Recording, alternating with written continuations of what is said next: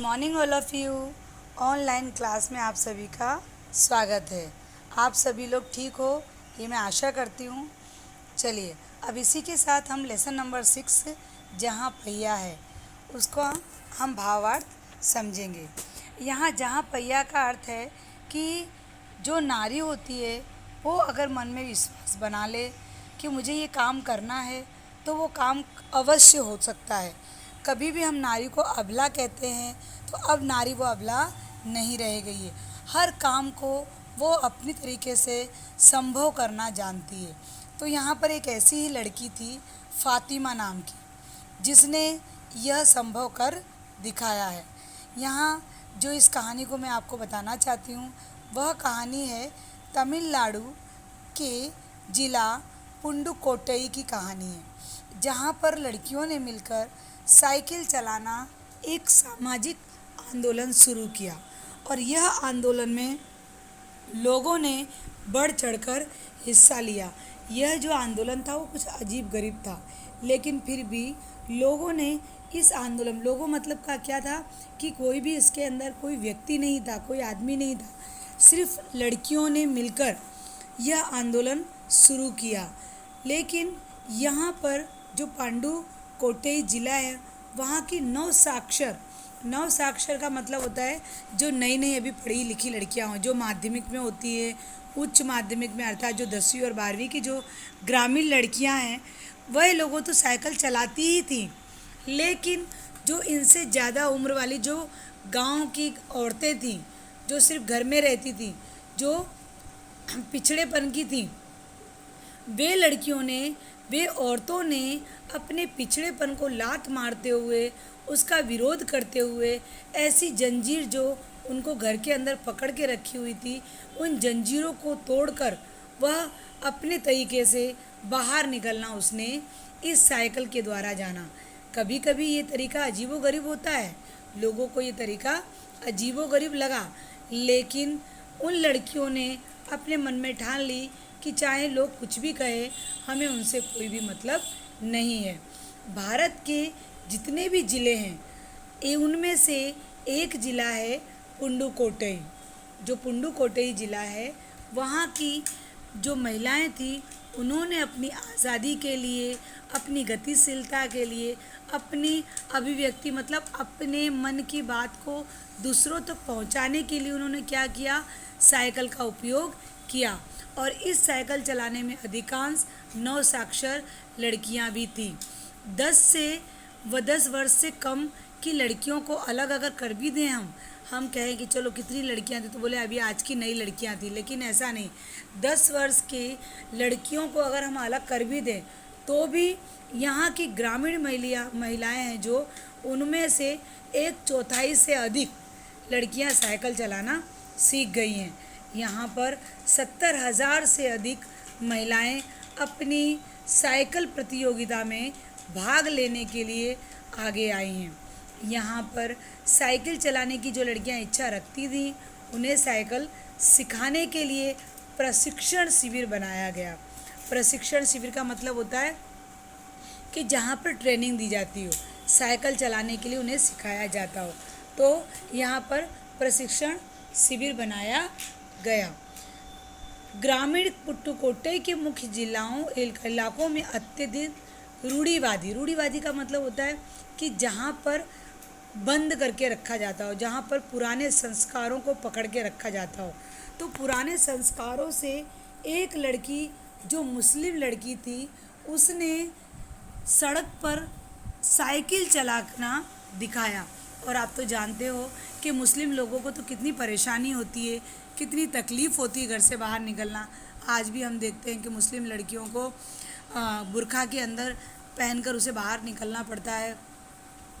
तो यहाँ पर जो मुस्लिम लड़की थी जिसका नाम था जमीला बीबी, तो जमीला बीबी नाम की एक युवती ने साइकिल चलाना शुरू किया था। उसे अपनी आज़ादी चाहिए था, उसे अपना अधिकार चाहिए था। उसने कहा कि अगर व्यक्ति आप साइकिल चला सकते हैं तो हम स्त्रियां क्यों नहीं, हमारा भी अधिकार है, हमें भी साथ चलना है। तो उसने इस अपने अधिकार को छोड़ा नहीं। अब हम कहीं भी जा सकती हैं। उसने कहा कि मैं अगर साइकिल चलाना सीख गई तो मैं किसी के ऊपर आधारित नहीं रहूँगी, किसी पे डिपेंड नहीं रह सकती। मैं अपना काम खुद कर सकती हूँ। हमें बस का इंतज़ार नहीं करना पड़ेगा, हमें किसी की साइकिल को नहीं चलाना पड़ेगा। जब मैं बोलती है कि जमीला बीबी बोलती है कि जब मैंने साइकिल चलाना शुरू किया तो लोगों ने मेरी फतियाँ कसते थे। फतियाँ मतलब उसके बारे में उल्टी सीधी बातें करना, उसका मजाक उड़ाना। तो बोले लोग मेरी फतियाँ कसते थे, लेकिन मैंने कभी भी उनकी बातों पर ध्यान नहीं दिया। फातिमा भी एक लड़की थी, जैसे जमीला थी। जमीला ने शुरुआत की।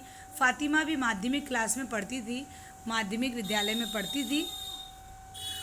उसे भी साइकिल चलाने का बहुत चाव था, पर उसके पास साइकिल नहीं थी। उसने क्या किया, उस समय बाहर से साइकिल भी मिला करती थी, तो वो क्या करती थी, आधे घंटे के लिए साइकिल को किराए पे लेकर उससे साइकिल चलाया करती थी। खरीदने की उसके अंदर हैसियत भी नहीं थी, साइकिल खरीद नहीं सकती थी।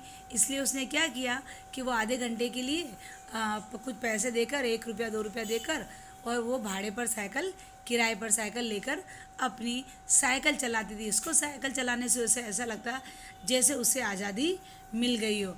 अब वह कहती है कि हम किसी पर निर्भर नहीं हैं, हम खुद अपना काम अपने तरीके से कर सकती हैं।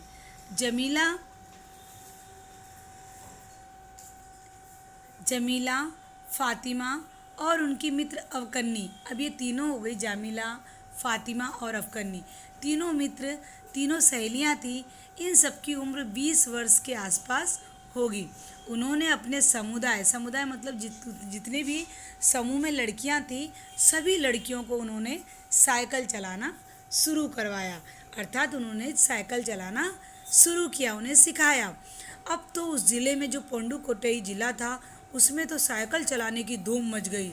इसके प्रशंसक में हैं महिलाएं, जो इन लोगों को देखकर वो अपने ऊपर उतारना चाहती थी, उनको देखकर उनके जैसे बनना चाहती थी। तो उनके अंदर कौन कौन सी महिलाएं थीं उनके अंदर कौन कौन सी महिलाएं थीं उनके अंदर कौन कौन सी महिलाएं थीं? एक थी जैसे जो खेती मजदूर में काम करती हैं, वे थी। पत्थर खदानों में मजदूरी का काम करती, वे थी। औरतें जो गांव में नर्सों का काम करती थी, उन्हें जाने में बहुत दिक्कत होती थी, वे औरतें थी। आंगनवाड़ी, बालवाड़ी, इनकी जो कार्यकर्ता थी, वे लड़कियां थी। वे औरतें भी कह सकते हो, गांव की जितनी भी औरतें थी। तो ये सब औरतें एकदम शामिल हो गई, जिसमें लड़कियां, औरतें सब शामिल हो गई। जो विद्यालय की अध्यापिका थी, जो शिक्षिका थी, वे भी साइकिल का जमकर इस्तेमाल करने लगी। अब तो ग्राम सेविकाएं जो दोपहर का भोजन दूसरे तक पहुंचाने वाली थी, मतलब खेत में पहुंचाना है, कुछ करना है, तो वे औरतें पीछे नहीं रहीं। उन लोगों ने भी साइकिल चलाना शुरू कर दिया और सब काम खुद करने लगी। अब तो इसमें संख्या इतनी बढ़ गई कि 9 साक्षर लड़कियां भी थीं और जो ग्रामीण महिलाएं थीं वे भी थीं। सभी लोग मिलजुल कर ये कार्य को करने लगी, मतलब साइकिल चलाना उन्होंने शुरू कर दिया। उन्हें ऐसा लगा यह हमारा व्यक्तित्व, आज़ादी के बीच एक सीधा संबंध है। उन्हें ऐसा लगता था कि ये इस प्रकार की जो आज़ादी हमें साइकिल चलाने से मिलती है, जैसे आज हम देखते हैं हमें एरोप्लेन चलाने से या एरोप्लेन में बैठकर हमें कितनी बड़ी आज़ादी प्राप्त होती है, कितना अच्छा लगता है कि हम आसमान में उड़ रहे हैं। बस इसी प्रकार की आज़ादी इन लोगों को भी लगी कि हम आसमान में उड़ रही हैं। साइकिल चलाने की जो सबसे अगुआ मतलब सबसे पहली व्यक्ति का कहना है कि हमारा मुख्य उद्देश्य ये है, जो हमने ये आंदोलन किया, इसका मुख्य उद्देश्य ये है कि महिलाओं को आत्मविश्वास की ज़रूरत है और वो आत्मविश्वास उसे साइकिल चलाने से प्राप्त हो गया। अब उन्हें लगता है कि हम पुरुषों पर निर्भर नहीं हैं। हाँ, हम किसी पुरुषों पर निर्भर नहीं हैं। जब हमारी मर्जी होती है तब हम साइकिल चलाकर कितने भी किलोमीटर की दूरी को आसानी से तय कर सकते हैं। हमारे साथ हमारे बच्चे हों, हम उनको भी लेकर जा सकते हैं। एक स्थान से दूसरे स्थान पर अगर कोई सामान को हमें इधर उधर लाना है तो वो भी हम कर सकते हैं। फिर वो लड़की कहती है कि यकीन मानिए, जब हमने साइकिल चलाना शुरू किया तो लोगों ने हम पर जमकर प्रहार किया, लोगों ने जमकर हम पर उल्टी सीधी बातें की, गंदी गंदी हमसे टिप्पणियाँ की। पर धीमे धीमे हम लोगों ने साइकिल चलाना कभी बंद नहीं किया, लेकिन धीमे धीमे समाज ने हमें इसकी स्वीकृति दे दी। समाज भी साइकिल चलाने के लिए उन्होंने भी स्वीकृति दे दी और हमारे यहाँ पर साइकिल चलाने की धूम मच गई। अब तो साइकिल के प्रशिक्षण केंद्र भी बनाए गए हैं। फिर उसके बाद किला कुरुची गांव में सभी साइकिल सीखने वाली लड़कियां रविवार को एक जगह इकट्ठी हुआ करती थी। और जब आप देखो कि साइकिल चलाने वालों की धूम मच गई, हजारों की संख्या में लड़कियां एक जगह इकट्ठी हुआ करती थी और वो साइकिल चलाना सीखती थी। जब वो साइकिल चलाना सीखती तो उनके प्रोत्साहन के लिए एक गाना भी गाया जाता था। तो कौन सा गाना था, उसकी एक पंक्ति यहाँ पे लिखी है। ओ बहिना आज सीखे साइकिल, घूमे समय के पहिए के साथ। इस प्रकार से वे सभी मिलकर एक साथ साइकिल भी सीखा करती थी और साथ में प्रोत्साहन देने के लिए, और उनको अच्छा प्रोत्साहन देना है तो उसके लिए उन्होंने क्या किया, उनको और भी अच्छा कार्य करने के लिए साथ में गाना भी गाया जाता था। उन्होंने यहाँ न केवल सीखने सिखाने की इच्छा दिखा दी, बल्कि उनके बीच ये उत्साह भी दिखाई देता कि संभव महिलाओं को साइकिल चलाना सीखना चाहिए। अब यहाँ पर कहते हैं खाली इतना ही नहीं था कि हम यहाँ पर साइकिल सीखें और सिखाएं, लेकिन उसके अलावा उनके मन का ये भी उत्साह था कि यहाँ पर जितनी भी महिलाएं, हर महिलाओं को साइकिल चलाना हमें सिखाना चाहिए। एक भी महिला बिना साइकिल के न रहे, हर महिला को साइकिल चलाना आना ही चाहिए। अब तो 1952 में अंतर्राष्ट्रीय महिला दिवस के बाद अब ये जिला कभी भी पहले जैसा नहीं रहा। जैसे पहला था पुराना, वैसा अब नहीं रहा।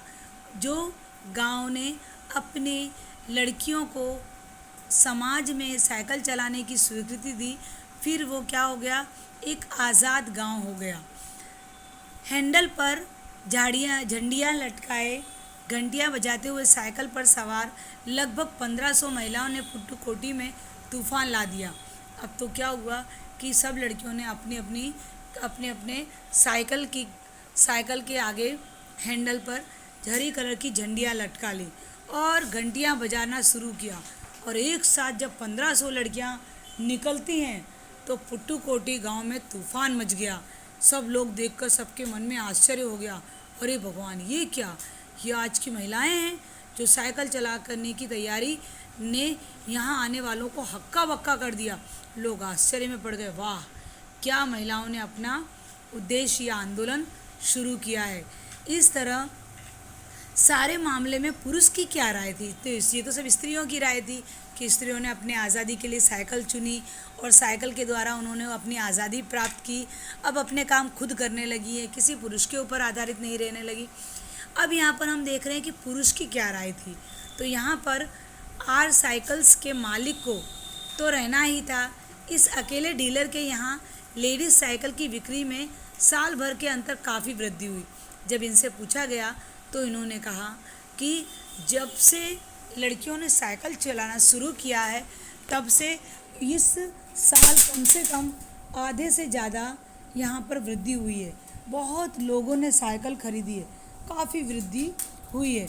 माना जाता है कि आंकड़े 2 कारणों से कम करके आंका जाए तब भी ढेर सारी महिलाओं ने लेडीज साइकिल का इंतज़ार नहीं किया। बहुत सारी महिला ऐसी भी थी कि जब साइकिल कम पड़ गई तो उन्होंने इंतज़ार नहीं किया कि लेडीज साइकिल आएगी तभी हम साइकिल चलाएंगे। उन्होंने क्या किया कि जेंट्स साइकिल को भी ख़रीदना शुरू कर दिया और वो जेंट्स साइकिल को ख़रीद कर अपना काम शुरू कर दिया। उन्होंने ले ली और काम शुरू कर दिया।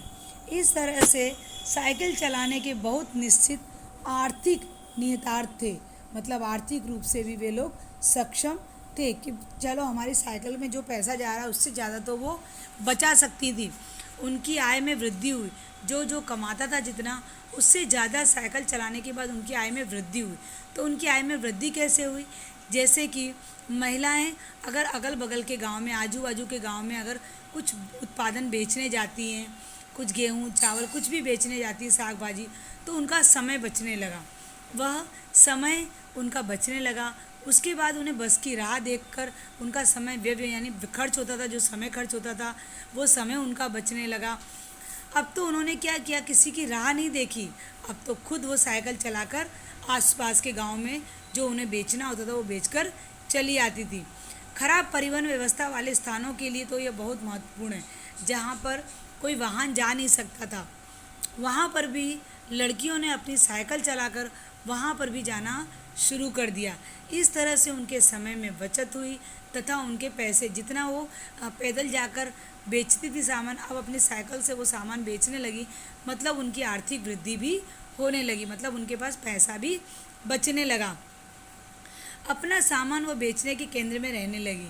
उसके बाद उसमें से ये अधिक इलाकों में जा पाती, मतलब उन्होंने क्या किया, जो सामान बेचती तो वो सामान साइकिल चलाने लगी तो क्या हुआ, उनका समय बचने लगा, तो एक इलाके से वे दूसरे इलाके में भी जाने लगी अपने सामान को बेचने के लिए। पहले क्या था कि पैदल जाती थी तो वो सब काम एक ही इलाके में जाकर कर पाती थी, उतना समय निकल जाता था उनका, लेकिन अब साइकिल चलाना शुरू कर दिया तो समय बचने लगा, तो एक इलाके से दूसरे इलाके में वे जाने लगी। अंतिम बात यह है कि आप चाहें तो इसमें आराम करने का काफ़ी समय मिल जाता है। जब हम अपने काम से पूरे तरह से निच्चू हो जाते हैं, पूरी तरह से काम से हम फ्री हो जाते हैं, तो उसके बाद हम थोड़ा आराम भी कर सकते हैं, तो काफ़ी समय हमें आराम का भी मिल जाता है। अब जिनके पास साइकिलें हैं वे सारा काम बिना किसी दिक्कत के कर लेती हैं। जिनके पास साइकिल नहीं है वे तो भाड़े पर लेकर काम करती हैं, लेकिन जिनके पास साइकिल है वो बिना परेशानी से अपना काम सारा काम कर लेती हैं। सुनसान रास्ते पर हम देखते हैं कि माँ साइकिल पर अपने बच्चे को बिठाकर कैरियर के पीछे अपना सामान बांधकर एक स्थान से वो दूसरे स्थान पर जा सकती है। पानी का अगर उसे डेगड़ा एगड़ा भर के रखना हो तब भी वह अपने कैरियर पर रखकर उसको आसानी से अपने घर तक लेकर आ सकती है, क्योंकि पहले के समय में क्या था कि घर घर नल नहीं थे, बहुत दूर दूर उन्हें पानी भरने के लिए जाना होता था। तो अब क्या हुआ कि साइकिल के द्वारा वो जल्दी से पानी घर में लेकर आ सकती हैं, समय भी बच गया, काम भी जल्दी हो गया। अब हम इतने सारे पहलुओं को पर बल देना गलत नहीं है। अब हमें ऐसा लगता है कि हम इतने सारे पहलू हमारे लिए अच्छे हैं तो फिर साइकिल चलाना बुरा नहीं है, और साइकिल चलाने से महिलाओं को आत्मविश्वास में बढ़ोतरी हुई है, उसके अंदर आत्मविश्वास बढ़ा है, वो कोई भी काम करने के लिए तैयार हो जाती है। फातिमा का कहना है कि बेशक यह मामला केवल आर्थिक नहीं है। फातिमा ने यह बात इस तरह कही जिससे मुझे लगा कि मैं कितनी मूर्खतापूर्ण ढंग से सोच रहा था। उसने आगे कहा, साइकिल चलाने से मेरी कौन सी कमाई होती है, मैं तो पैसे की ही गवाती हूँ। मेरे पास इतने पैसे नहीं हैं कि मैं साइकिल खरीद सकूँ। फातिमा कहती है कि मेरे साइकिल चलाने से कोई फ़ायदा नहीं हुआ, लेकिन ये लड़कियों में एक आत्मविश्वास बढ़ा है, हमारे अंदर एक आत्मविश्वास पैदा हुआ है, और वह आत्मविश्वास, मेरे पास तो इतना पैसा भी नहीं है कि मैं साइकिल खरीद सकूं, लेकिन मैं अपने आप को आज़ादी मुझे मिले, मुझे ऐसा लगता है जैसे मैं शाम के समय आज़ाद हो गई हूँ, तो मैं आधे घंटे के लिए उसे किराए पे खरीद कर अपनी खुशहाली और अपनी आज़ादी का अनुभव करती हूँ। पंडू कोट्टेई से पहले मैंने इस विनम्र सवारी के बारे में कभी इस तरह नहीं सोचा था। मैंने कभी साइकिल को आज़ादी का प्रतीक नहीं समझा था, लेकिन आज मुझे लगा सचमुच ये साइकिल आज़ादी का प्रतीक है। एक महिला ने बताया कि लोगों के लिए यह समझना बहुत कठिन था, लोगों के लिए मतलब व्यक्तियों के लिए, जो समाज में जो आदमी लोग थे उनके लिए समझना बहुत कठिन था कि ग्रामीण महिलाओं के लिए कितनी बड़ी चीज़ है। वो लोग इस चीज़ को नहीं समझ सकते थे। वो लोग क्या करते थे, ये चीज़ का मजाक उड़ाया करते थे। उन्हें ऐसा लगता था जैसे ये हवाई जहाज़ उड़ाने जैसी उपलब्धि है, लेकिन सचमुच हमारे लिए तो ये ऐसी ही थी, एक हवाई जहाज़ उड़ाने जैसी एक उपलब्धि थी। लोग इस पर हंस सकते थे, लेकिन यहाँ की औरतें ही समझ सकती हैं कि उनके लिए कितना महत्वपूर्ण था। भले ही लोग हंसते हों, लोगों ने हंसी उड़ाई, लोगों ने मजाक उड़ाया, पुरुषों ने इसका विरोध भी किया, लेकिन स्त्रियों ने इनकी बातों पर न ध्यान देकर आज उस आंदोलन में वे विजयी हुई हैं और उन्होंने अपनी आज़ादी को, अपने अधिकार को प्राप्त किया है। जो पुरुष इसका विरोध करते थे वे जाएं और टहलें, क्योंकि जब साइकिल चलाने की बात आती है तो वह महिलाओं की बराबरी कभी नहीं कर सकते। अब स्त्री कहती है कि अभी भी अगर उनको विरोध करना है तो कर सकते हैं वो विरोध, जाकर टहलें पैरों से और साइकिल ना चलाएं। लेकिन अब मैं इतना कहती हूँ कि अभी भी अगर साइकिल चलाना पुरुष जानते हैं तो स्त्रियों की बराबरी अभी भी नहीं कर सकते, क्योंकि इतनी सारी स्त्रियाँ साइकिल चलाने लगी हैं कि उनकी बराबरी पुरुष नहीं कर सकते। इसीलिए जो स्त्रियों का अधिकार था उस अधिकार को इन्होंने आंदोलन से समाज के द्वारा स्वीकृति प्राप्त कर ली। और अब ये किसी पुरुष के ऊपर आधारित नहीं रहती, अपना काम स्वयं करती हैं। कोई भी काम हो, यहाँ तक कि वो घर का काम हो, साग भाजी बेचने का काम हो, गांव से शहर जाना हो, कोई नर्स है, कोई टीचर है, कोई मजदूर महिला है, सभी लोगों ने साइकिल चलाना शुरू कर दिया और अपनी आज़ादी, मतलब कि उनको किसी के ऊपर आधारित नहीं रहना, ना अपने पति के ऊपर, ना अपने भाइयों के ऊपर।